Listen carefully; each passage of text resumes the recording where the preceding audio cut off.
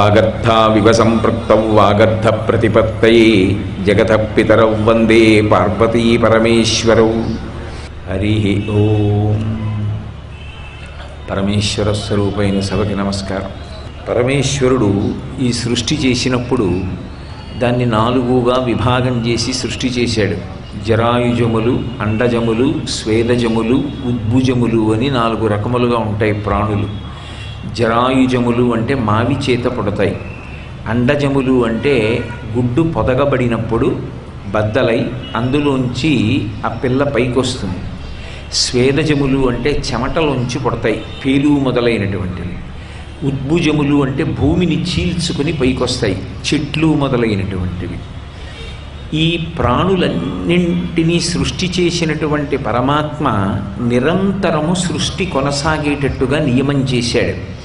ఈ నిరంతర సృష్టి కొనసాగడం అనేటటువంటి ఆయన ఆలోచన వెనక ఒక పవిత్రమైనటువంటి కారణం ఉంటుంది. ఈశ్వరుడు ఏది చేసినా ఏదో అయోమయంతోటో లేకపోతే ఒక నిర్దిష్టమైనటువంటి కారణం లేకుండానో ఆయన ఎప్పుడూ చెయ్యడు. ఆయన సర్వజ్ఞుడు. ఎందుకు సృష్టి నిరంతరంగా కొనసాగాలి అంటే, సృష్టి జరిగింది అన్న మాటకు అర్థం ఏమిటి అంటే, ఒక జీవుడు ఒక శరీరాన్ని పొందాడు అని. లోపల ఉన్నటువంటి జీవుడు ఒక శరీరాన్ని పొందకుండా పితృలోకంలో ఉండిపోయాడు అనుకోండి, అప్పుడు ఆయన సృష్టింపబడలేదు. ఆయన ఒక శరీరాన్ని పొందాడు అనుకోండి, ఇప్పుడు ఆయనకి ఒక గొప్ప ప్రయోజనం చేకూరుతుంది. ఏమిటా ప్రయోజనం అంటే, గత జన్మలలో చేసుకున్నటువంటి పాపమును ఈ శరీరము ద్వారా పోగొట్టుకుంటాడు. ఏదో పాపం ఉంది, ఆ పాపం దుఃఖం రూపంలో పోవాలి. అందుకే దేవి భాగవతంలో వ్యాస భగవానుడు ఒక మాట అంటాడు, కాలోహి బలవాన్ కర్త సతతం సుఖదుఃఖయో నరాణాం పరతంత్రాణం పుణ్యపాపానుయోగత అంటాడు. గత జన్మలలో చేసుకున్నటువంటి పాపం దుఃఖం రూపంలో పోవాలి అంటే జీవుడికి ఒక ఉపకరణం కావాలి. ఒక శరీరాన్ని పొందాడు అనుకోండి, ఈ శరీరానికి ఒక జ్వరం వచ్చింది.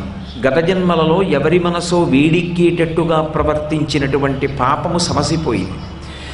ఒక రోజున అన్నం దొరకక ఆకలితో అలమటించాడు. ఎంత ఐశ్వర్యవంతుడైనప్పటికీ ఏదో ఒక జన్మలో ఒక ప్రాణికి అన్నం పెట్టకుండా ఆకలితో బాధ పెట్టినటువంటి పాపం ఇవాళ తనకి అన్నం దొరకకుండా ఆకలి మంటతో అలమటించినటువంటి దుఃఖము చేత పరిహరింపబడింది. ఈ శరీరం ఉంటే తప్ప గత జన్మలలో చేసిన పాపములు పోగొట్టుకోలేడు. ఈ శరీరం ఉంటే 3 రకములుగా పుణ్యాన్ని చేసుకుంటాడు. ఒకటి వాచిక పుణ్యము అంటారు, అంటే నోటి మాట ద్వారా పుణ్యాన్ని సంపాదిస్తాడు. అసలు మనుష్యునికి భగవంతుడిచ్చినటువంటి గొప్ప వరం మాట. ఆ మాటల చేత దేవతలు మన్నన చేసి వరంబులిత్తురు. ఆ మంచి మాట మాట్లాడేటటువంటి వాడికి దేవతలు వరాలిస్తూ ఉంటారు. ఒక్క మాట చేత ఎంత నేరమయమైనటువంటి జీవితంలో ఉన్నవాడి మనస్సుని మార్చి వాడు మంచి ఉద్దేశ్యంతో చక్కగా ప్రవర్తించేటట్టుగానూ చూడవచ్చు. కాదు, బ్రతుకుదామనుకున్నవాడు కూడా చచ్చిపోయేటట్టుగా కేవలం మాటతోనే చేయవచ్చు. శ్రీరామాయణంలో బ్రతుకుదామనుకున్నటువంటి సీతమ్మ రావణాసురుడు మాట్లాడకూడని మాటలు మాట్లాడిన కారణం చేత ఉరిపోసుకుని మరణించాలని నిర్ణయం తీసుకున్నదా లేదా? అంటే మాటల చేత అవతల వారిని చంపవచ్చు, మాటల చేత చనిపోదామనుకున్న వారిని బ్రతికించవచ్చు. ఉరిపోసుకుందామనుకున్న సీతమ్మకి మంచి మాట చెప్పి రామకథ చెప్పి రాముడి క్షేమవార్త చెప్పి ఉరి పోసుకోకుండా ఆమెను ఉరి నుండి తప్పించి మళ్ళీ ప్రాణముల మీద ఆశ కల్పించి సీతమ్మ జీవించేటట్టుగా చేసి సీతమ్మ క్షేమవార్త రామచంద్రమూర్తికి నివేదించి రామాయణం ముందుకు వెళ్ళడానికి మంగళప్రదంగా ఉండడానికి కారకుడైనటువంటి హనుమకి మొట్టమొదటి సాధనం వాక్కే. అందుకే తతో మయా వద్విదధీన భాషిత శివాభిరిష్టాభిరభిప్రసాదిత జగామ శాంతిం మమ మైథిలాత్మజ తవాపి శోకేన తథాపి పీడిత అంటారు సుందరకాండ చివర్లో. ఆ మాట చేత ఎంత శోకంలో ఉన్నవాణ్ణి కూడా ఊరడించవచ్చు. మాట ఉంది కాబట్టి భగవన్నామాన్ని పలికి పుణ్యాన్ని సంతరించుకోవచ్చు. కాబట్టి వాక్కు ఉంది, ఆ వాక్కు చేత పుణ్య సముపార్జన చేయవచ్చు. వాక్కు చేతనే పాపం మూట కట్టుకోవచ్చు.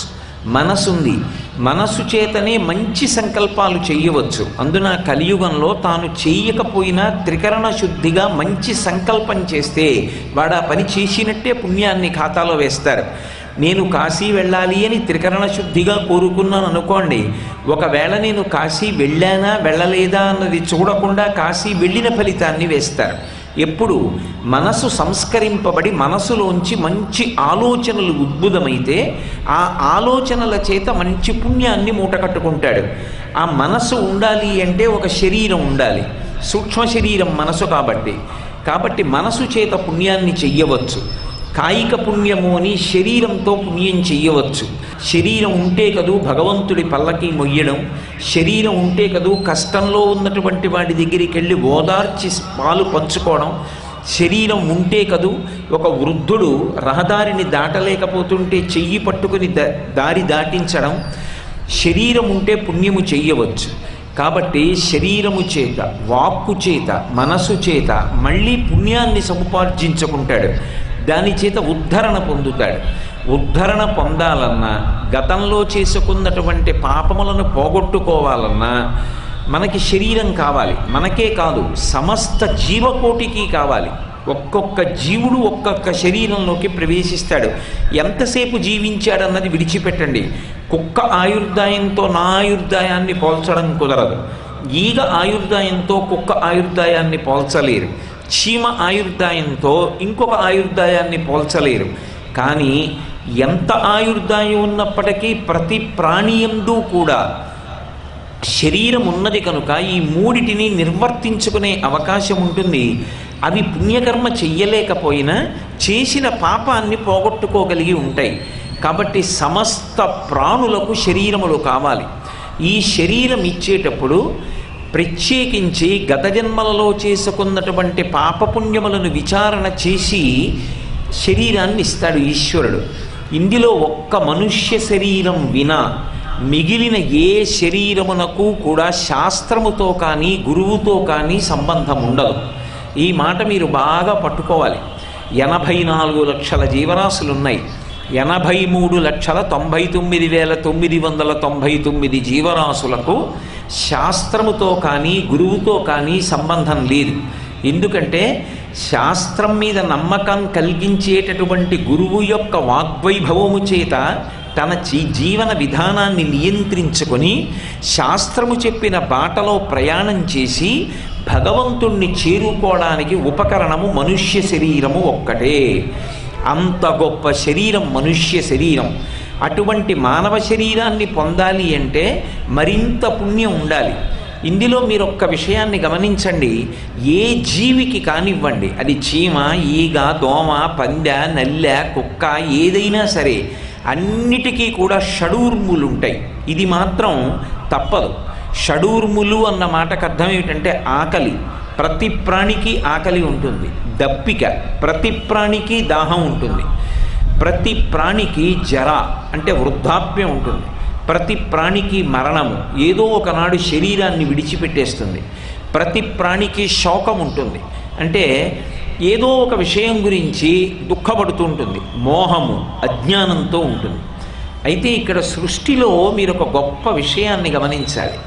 ఇంత గొప్పదైనటువంటి మనుష్య జన్మ ఏది ఉన్నదో నిజానికి ఆ మనుష్య జన్మలోనే చింత, శోకము ఎక్కువగా ఉంటాయి.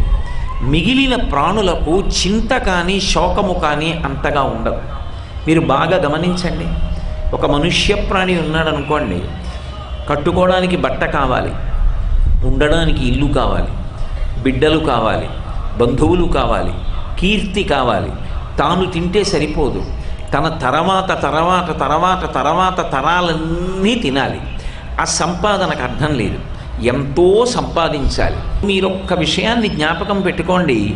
అన్ని ప్రాణులకు షడూర్ములున్నప్పటికీ అన్ని శరీరములలో ఉండేటటువంటివి సప్తధాతువులే. చర్మము, రక్తము, మాంసము, కొవ్వు, అస్థి, శుక్ల, మేధ, ఈ 7 పదార్థములు తప్ప 8వ పదార్థము ఒకటి అదనముగా ఉన్నది అని చెప్పడం సాధ్యం కాదు.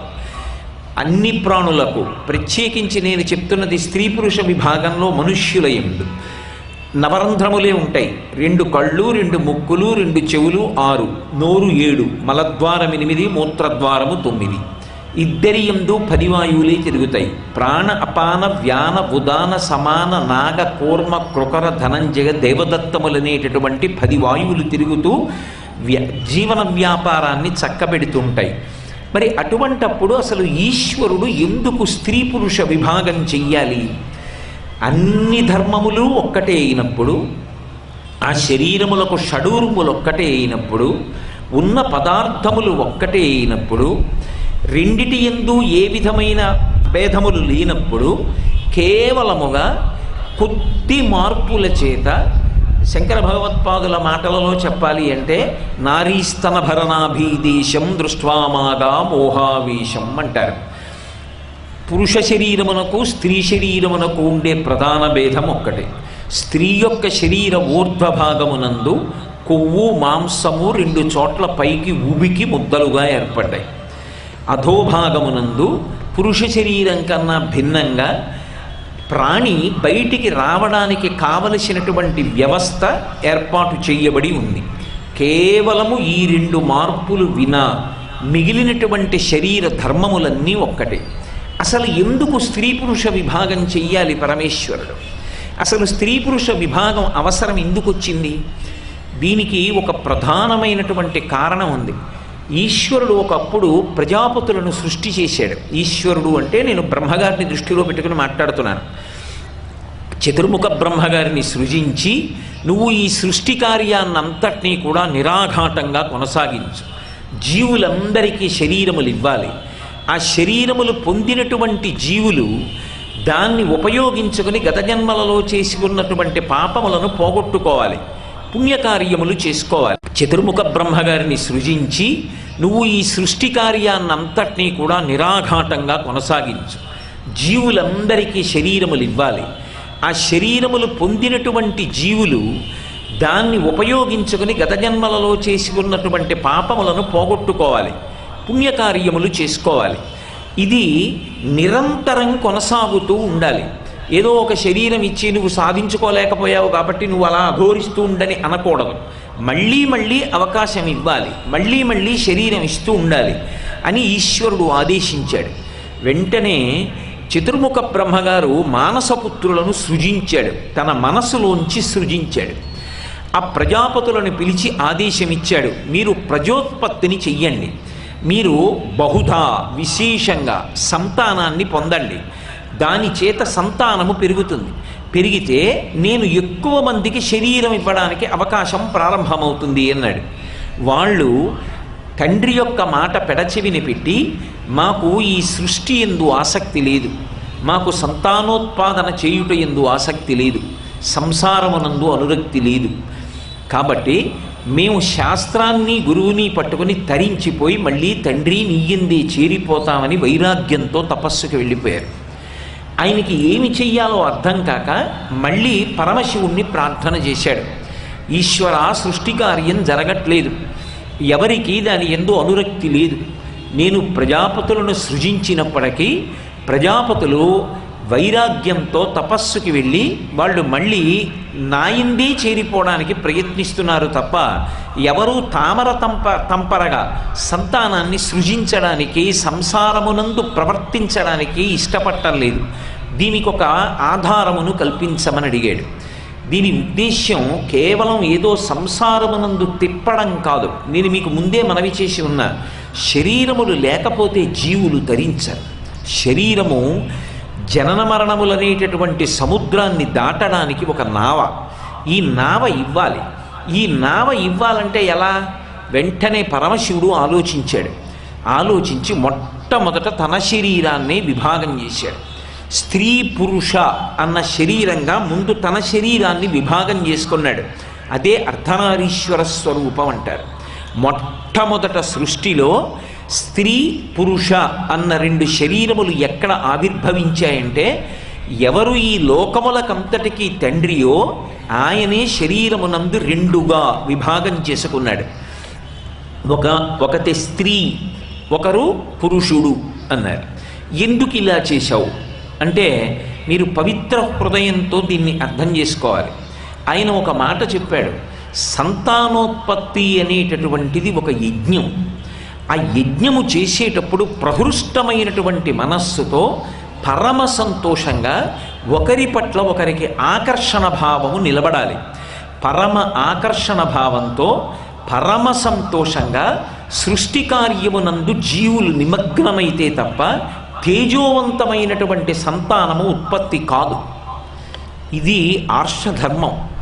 ఇప్పటికీ మీరు వైద్యశాస్త్రంలో కూడా ఇదే పరిగణనలోకి తీసుకుంటారు. కేవలము స్త్రీ పురుషుల యొక్క కలయిక కాదు, ప్రహృష్టమైనటువంటి మనస్సులతో పరమ సంతోషంగా ధార్మికంగా ఆ సంతానము కొరకు. అందుకే వివాహం చేసేటప్పుడు ప్రధాన సంకల్పం ఏమిటంటే ధర్మ ప్రజాపత్యర్థం, ధార్మికమైన సంతానము కొరకు నా కామమును ఈమె యందు నిక్షేపిస్తున్నాను అని.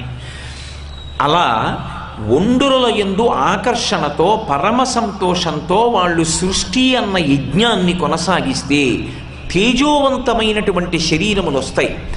వాళ్ళిద్దరి మధ్య ఆకర్షణ లోపించిన, వాళ్ళిద్దరికీ ఆ సృష్టి చేసేటటువంటి కార్యంలో సంతోషం లేకపోయినా, ప్రహృష్టత కలగకపోయినా ఎవరు దెబ్బతింటారు అంటే కలిగేటటువంటి సంతానము తేజోవిహీనమవుతుంది. వాడు తేజోవిహీనుడయ్యాడనుకోండి, శరీరం ఉంటుంది కానీ మనస్సు తేజోవంతము కాదు కాబట్టి వాడు తరించడానికి అవకాశం ఉండదు. అందుకే ఆ సృష్టి అంత పవిత్రంగా కొనసాగడం కోసం అందము ఆకర్షణ అన్న రెండు మాటలను ఈశ్వరుడు సృజించాడు. అందాన్నంతటినీ తీసుకెళ్ళి పురుష శరీరంలో ఉంచాడు, ఆకర్షణనంతటినీ తీసుకెళ్ళి స్త్రీ శరీరమునందు నిక్షేపించాడు. ఇది ఎందుచేత అంటే ఒక గొప్ప యజ్ఞం నిర్వహింపబడాలి. ఆ యజ్ఞమునందు ఆవిర్భవించేటటువంటి సమస్త ప్రాణికోటి కూడా తేజోవంతములు కావాలి. నేనన్న మాట మీకు కొంచెం అనుమానాస్పదంగా ఉండొచ్చు. అందము పురుష ప్రాణి యందు నిక్షేపింపబడింది ఏమిటి అన్నారు అని. నేను మీకు ఒక చిన్న వివరణ చేస్తే మీరు ప్రాజ్ఞులు కనుక పట్టుకోగలరు. నెమళ్లలో మగనెమలి పింఛం విప్పి ఆడుతుంది, ఆడనెమలి పింఛం విప్పి ఆడదు. కోడి పుంజు తోకకి బోలెడన్ని రంగురంగుల ఈకలతో అందంగా ఉంటుంది. కోడి పెట్టకి అంత అందంగా ఈకలు వ్యవస్థ ఉండవు. సింహానికి పెద్ద జూలుతో ఉంటుంది. ఆడసింహం అంటే శివంగికి అంత జుత్తు అవి ఉండవు. మీరు లోకంలో ఎక్కడైనా గమనిస్తే యథార్థమునకు అందం పురుష ప్రాణి ఎందుంచుతాడు ఈశ్వరుడు, ఆకర్షణ స్త్రీ ప్రాణి ఎందుంచుతాడు. ఇవి ఏవో చౌకబారుతనం కోసం చేసినది కాదు. మళ్ళీ మళ్ళీ మళ్ళీ మళ్ళీ మనవి చేస్తున్నాను. దానికి కారణం ఎందుకు సృజించవలసి వచ్చింది అంటే రాబోయేటటువంటి ప్రాణులు తేజోవంతములు కావాలి. అంత తేజోవంతములై తరించాలి. తరించడానికి ఏదో ఒక మార్గాన్ని బాగా పట్టుకోగలిగినవి కావాలి. అటువంటి తేజస్సు కలగాలి అంటే వాళ్ళిద్దరికీ ఒక ప్రహృష్టత ఉండాలి, ఒక సంతోషం ఉండాలి యజ్ఞంలో. అందుకని రెండుగా విభాగం చేశాడు. విభాగం చేసి స్త్రీ పురుష అని రెండు ప్రాణులను విభాగం చేశాడు. ఇందులో పురుష ప్రాణి సహజముగా శాస్త్రాన్ని అనుష్ఠాన పర్యంతంలోకి తెచ్చుకోవడంలో ఆయనకు ఉండేటటువంటి సౌలభ్యం రీత్యా ఆయన కొంచెం పై స్థానంలో నిలబడి ఉంటాడు అనేటటువంటిది నిస్సందేహం. ఎందుచేత అంటే ఓ యజ్ఞం చెయ్యాలన్నా, ఒక యాగం చెయ్యాలన్నా, ఒక దేవాలయానికి వెళ్ళాలన్నా, కొంతసేపు జపం చేసుకోవాలన్నా, ఆర్షగ్రంథ పఠనం చెయ్యాలన్నా ఆయనకు ఉండేటటువంటి అవకాశం ఎక్కువగా ఉంటుంది. స్త్రీ ప్రాణికి ఉండేటటువంటి అవకాశం తక్కువగా ఉంటుంది. కానీ ఇందులో మరి ఈశ్వరుడు పక్షపాతం చూపించలేదా? ఒకరికి అవకాశం తక్కువ కల్పించి ఒకరికి అవకాశం ఎక్కువ కల్పించలేదా అని ఆలోచన చేస్తే అసలు వేదం యొక్క హృదయంలో మీకు కొన్ని అద్భుతాలు కనపడతాయి. పురుష ప్రాణిని సంస్కరించవలసిన అవసరం ఉన్నది అని పరమేశ్వరుడు నిర్ణయం చేశాడు. ఆయన మనసు సంస్కరింపబడాలి. ఎందుచేత అంటే బలం ఎక్కువ ఉంచాడు కనుక చాలా జాగ్రత్తగా దాన్ని సంస్కారయుతంగా ప్రవహించేటట్టుగా చెయ్యాలి. సహజముగా పుట్టుకతోటే అంత సంస్కారవంతము చెయ్యవలసిన అవసరం లేకుండానే ఉదార బుద్ధితో 10 మంది కొరకు అని ప్రవర్తించగలిగినటువంటి విశాల హృదయం కలిగినటువంటి ప్రాణి స్త్రీ ప్రాణి.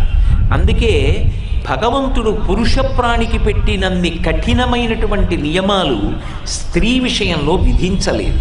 మీకు నేను ఒక్క విషయం మనవి చేయవలసి వస్తే, కొంతమందికి ఉపనయన సంస్కారం చేస్తారు, యజ్ఞోపవీతం వేస్తారు కొన్ని వర్ణాల వాళ్ళకి, బ్రాహ్మణ వైశ్య క్షత్రియులకు. 4వ వర్ణం వారికి ఉపవీతం వెయ్యరు. వెయ్యనంత మాత్రం చేత వారు సంధ్యావందనం చెయ్యడానికి అర్హత లేనివారని కానీ, వారికి తరించే అవకాశం లేదని కానీ భావించకూడదు. వాళ్ళు సంధ్యావందనం చేయకపోయినా, అర్ఘ్యప్రదానం చేయకపోయినా, స్కాంద పురాణాంతర్గతమైనటువంటి సూర్యస్తోత్రాన్ని, ఆ సూర్యోదయ మాధ్యాహ్నిక సూర్యబింబాన్ని, సూర్యాస్తమయ సమయంలో బింబాన్ని చూసి చదవాలి. అథవా రోజుకి ఒక్క పర్యాయమైనా స్తోత్రాన్ని చదవాలి. అలా చదివినంత మాత్రం చేత వాళ్ళు సంధ్యావందనం చేసిన వారితో సమానులే. అందుకని భగవంతుడు పురుషులకందరికీ కూడా సూర్యోపాసన పెట్టాడు. స్త్రీ దగ్గరికి వచ్చేటప్పటికి పెట్టలేదు. నువ్వు సంధ్యోపాసన చెయ్యి అన్న నియమాన్ని ఉంచలేదు. నువ్వు అర్ఘ్యమీయని చెప్పలేదు. నువ్వు పూజ చెయ్యని చెప్పలేదు. నువ్వు యజ్ఞం చెయ్యని చెప్పలేదు. నువ్వు గాయత్రీ మంత్రాన్ని జపం చెయ్యని చెప్పలేదు. ఎందుకు చెప్పలేదు అంటే, ఉద్ధరణకి తలుపులు ముయ్యడం ఉద్దేశ్యం కాదు. భగవంతుని యొక్క విశాల హృదయాన్ని అర్థం చేసుకోవాలి. ఒక ఆడపిల్ల నిద్ర లేవడానికి, ఒక మగపిల్లవాడు నిద్ర లేవడానికి ఉండేటటువంటి తేడా చూడండి. మగపిల్లవాడు నిద్రలేస్తే అమ్మ నిద్ర లేపుతుంది, అక్క చెల్లెళ్ళు నిద్ర లేపుతారు. ఒరే నిద్రలే, నాన్నగారు లేచి సంధ్యావందనం చేసుకుంటున్నారు, నాన్నగారు సంధ్యావందనం చేసుకొచ్చేటప్పటికి నువ్వు ఇలాగే పడుకుంటే దెబ్బలాడతారు, సూర్యోదయం అయిపోతోంది, లేచి నువ్వు కూడా అర్ఘ్యమి అంటుందమ్మ. అసలు మొట్టమొదట మగపిల్లవాడికి ఉపనయన సంస్కారం పొందడానికి అర్హత ఎక్కడి నుంచి వచ్చింది? అమ్మ మాతృభిక్ష వేస్తే కదూ, అమ్మ ఉంగరం పెడితే కదూ వాడు ఆచమనం చేస్తున్నాడు. అమ్మ దగ్గర నుంచి పురుషుడికి ఉద్ధరణ ప్రారంభమైంది. అసలు ఆ స్త్రీ శరీరం లేకపోతే పురుషుడికి జన్మ ఎక్కడిది? అసలు పురుష ప్రాణి కల్పింపబడుతోంది అంటే స్త్రీ ప్రాణి అనేటటువంటిది గర్భాన్ని ఆలయం చేసి ఇచ్చింది కనుక. నిద్ర లేపితే స్త్రీ. ఆ పిల్లవాడు నిద్ర లేచాడనుకోండి, స్నానం చేసి పూజామందిరంలోకి పోతాడు, గాయత్రి చేస్తాడు. వాడు మనసు పెట్టి చేశాడో చేయలేదో వాడికే తెలియాలి. కానీ నేను ఎవరినీ తక్కువ చేసి మాట్లాడను. వాడు అలా మనసు పెట్టి చేస్తున్నాడని నేను మాట్లాడతాను. కానీ ఒక ఆడపిల్లకి ఈ అవసరం ఉండదు. ఉండకుండానే తనంత తానుగా ఒక ఆడపిల్ల నిద్ర లేచిందనుకోండి, అయ్యో పాపం అమ్మ ఒక్కతే చేసుకుంటోంది, నాన్నగారు పూజ చేసుకోవాలని తాను గబగబా పూజామందిరాన్ని తుడుస్తుంది. తాను పట్టుకొచ్చి నీళ్ళు అక్కడ పెడుతుంది. పెరట్లోకి వెళ్ళి పువ్వులు కోసి తెస్తుంది. అమ్మ గబగబా ఏ నైమిత్తిక తిథో అని వంట చేస్తుంటే బయట తుడిచి ఆ పేడ నీళ్లు చల్లి ముగ్గులు పెడుతుంది. అన్నయ్య కోసం, తమ్ముడి కోసం, అక్క చెల్లెళ్ళ కోసం, తల్లి కోసం, తండ్రి కోసం, సమాజం కోసం. ఆ పిల్లకి ఎవరు నేర్పవలసిన అవసరం లేకుండా నిద్ర లేచినది మొదలు తన తోబుట్టువుల కోసమని చెప్పి వాళ్ళ అభ్యున్నతి కోసమని ప్రవర్తించడం ఆ పిల్లకి సహజంగా అలవాటుగా వచ్చింది.